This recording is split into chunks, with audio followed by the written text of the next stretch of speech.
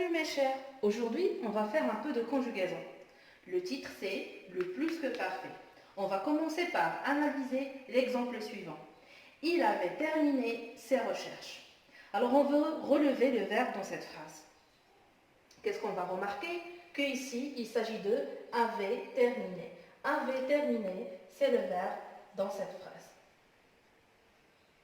Vous remarquez bien qu'il s'agit de quelque chose de différent. Il est composé de deux parties. Il ne s'agit pas d'un seul verbe. Alors on a la première et la deuxième. Alors la première partie, oui, il s'agit bien de l'auxiliaire avoir, conjugué à quel temps? Regardez le a été, voilà, c'est l'imparfait. Alors on a l'auxiliaire avoir conjugué à l'imparfait. Passons à la deuxième partie du verbe. Alors on a terminé, on a à la fin E accent, et E accent c'est la terminaison de quoi? Voilà, c'est le participe passé.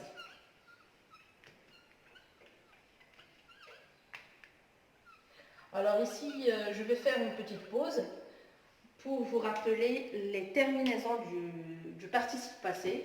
Alors quand il s'agit du premier groupe,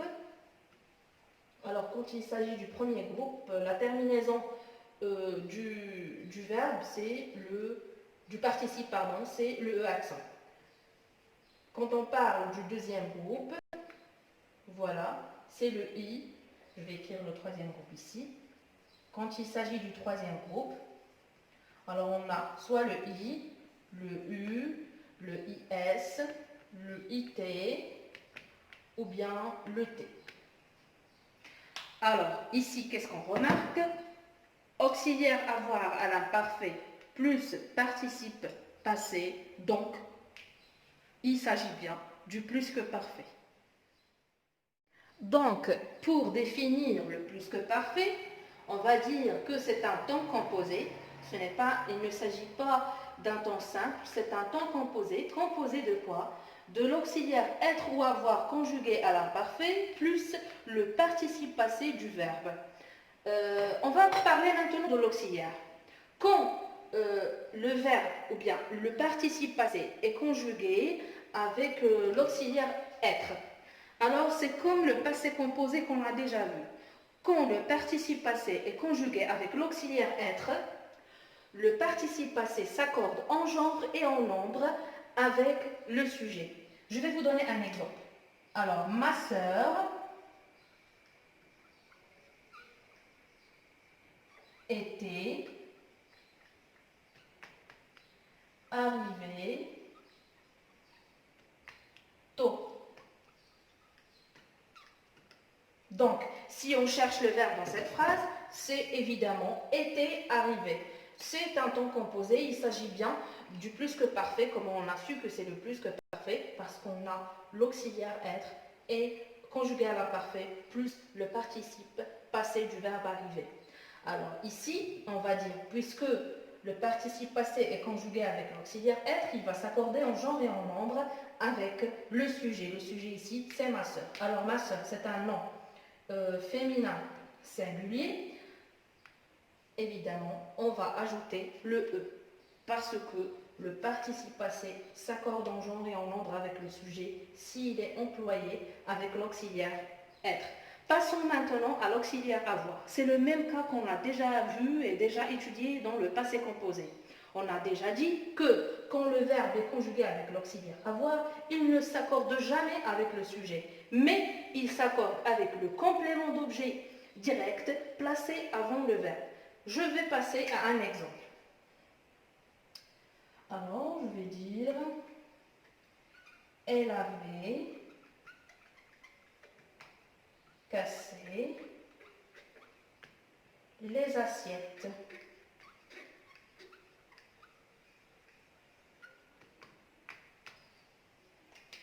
Ici, il s'agit du verbe casser conjugué au plus que parfait. Comment on a su que c'est le plus que parfait? On a l'auxiliaire avoir conjugué à l'imparfait plus le participe passé.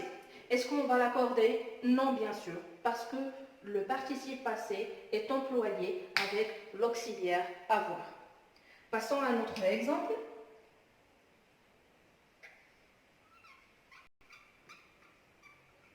les assiettes. Je vais laisser la même phrase.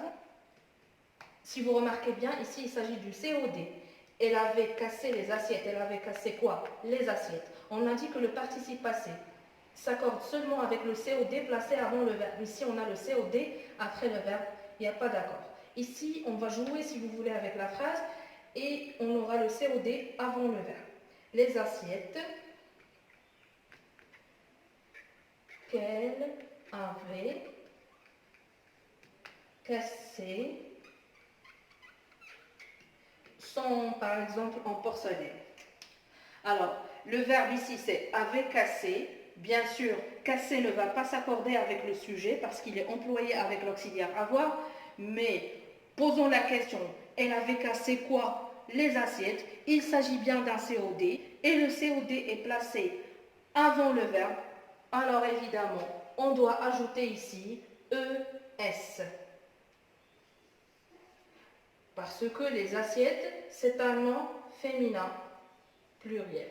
Il s'agit bien du pluriel. Passons maintenant à situer le plus que parfait dans le temps. Alors, ici, on a le présent, il s'agit du futur et du passé. Dans le futur, on a le futur proche, le futur simple. Dans le passé, on a le passé composé, si vous voulez, qui est plus proche au présent. On a l'imparfait, on a le passé simple et on a beaucoup de temps, mais ici, j'ai cité seulement les temps les plus utilisés. Et il y a le plus que parfait. Le plus que parfait, c'est un temps. Par exemple, je raconte quelque chose dans l'imparfait et c'est quelque chose qui s'est passé avant ce passé. C'est juste avant. Et les deux temps, j'ai déjà expliqué l'imparfait, les deux temps expriment une action longue dans le temps, qui prend beaucoup de temps. Qu'est-ce qu'on va dire? Le plus que parfait indique dans le passé, on est dans le passé, une action ou bien un événement qui se passe avant un autre événement. Je vais vous donner un exemple. Nous avions fini.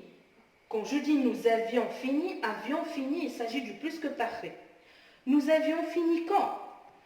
Quand ils arrivèrent. Alors ici, j'ai utilisé le passé simple. Le passé simple, c'est quelque chose qui est très court.